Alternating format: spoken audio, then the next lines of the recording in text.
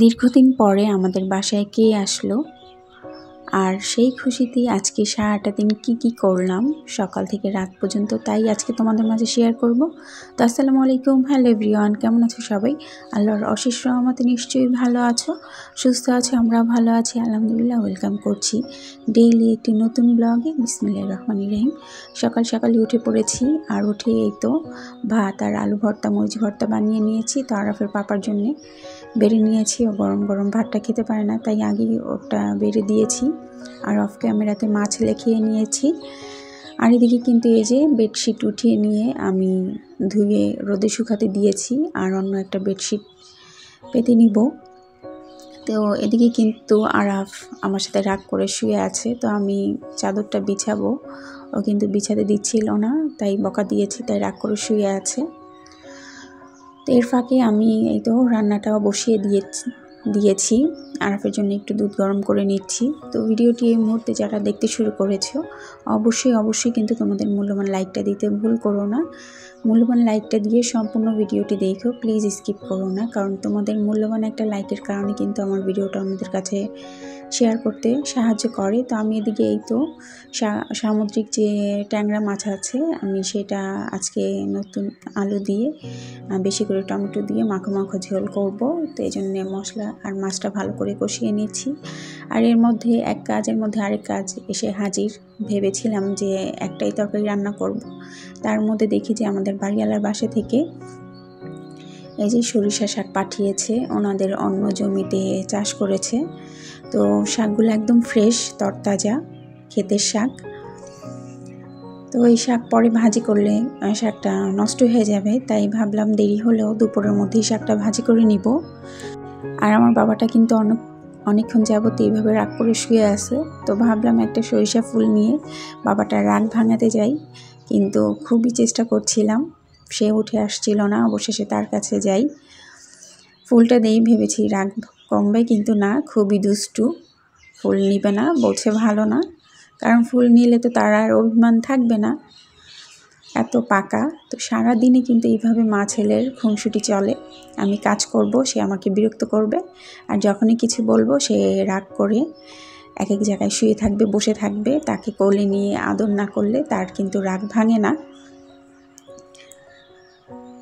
তো নতুন যারা আমার ভিডিওটি দেখছো, ভিডিওটির কোনো অংশ যদি ভালো লাগে, যদি ইচ্ছে হয় আমার চ্যানেলটাকে সাবস্ক্রাইব করবে, তাহলে অবশ্যই আমার চ্যানেলটাকে সাবস্ক্রাইব করে আমার পাশে থেকেও, পাশে থাকা বেল বাটনটা প্রেস করে দিও, যাতে আমি ভিডিও আপলোড করার সাথে সাথে তোমরা তোমাদের সময় মতো দেখে নিতে পারো।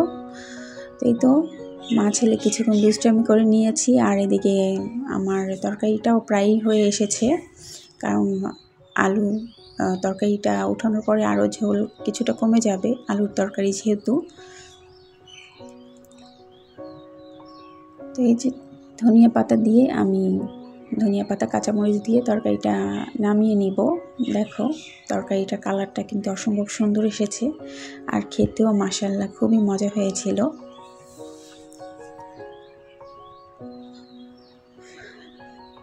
তো দীর্ঘদিন পরে আমাদের বাসায় কে আসবে, তাই আজকে তোমাদের মাঝে শেয়ার করব।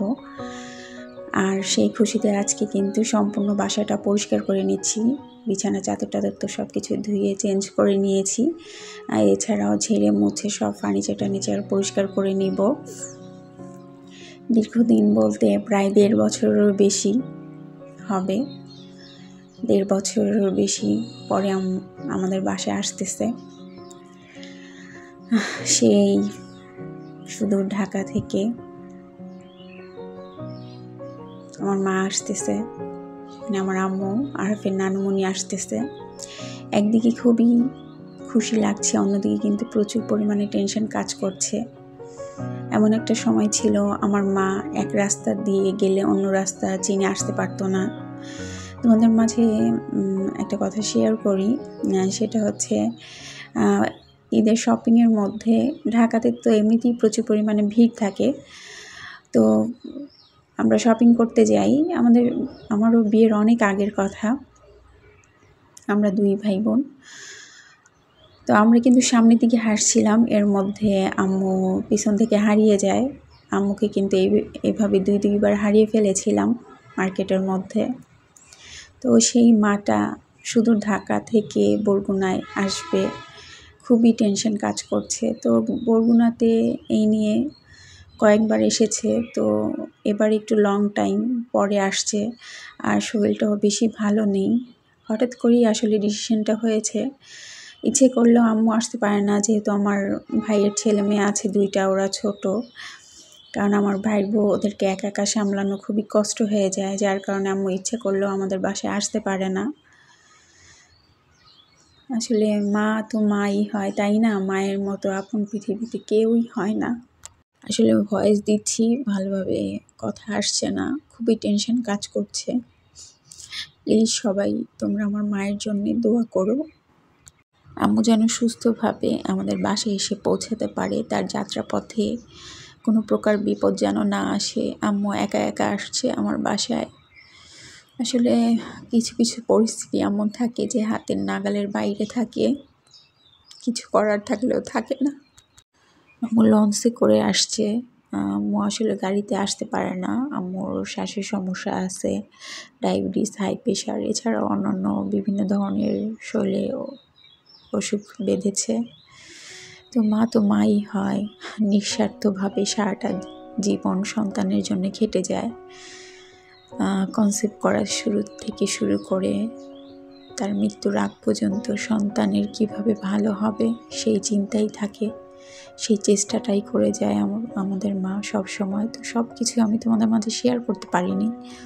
এদিকে আমার যে হেল্পিং হ্যান্ড উনি চলে এসেছিল, যার কারণে তাড়াহুড়ো করে আমি ঘরটা পরিষ্কার করে নিয়েছি, সব ফার্নিচার পরিষ্কার করে নিয়েছি। আর এদিকে অনেকটাই সময় হয়ে গিয়েছিল, তো আরাফের খাবারের সময় হয়ে গিয়েছে।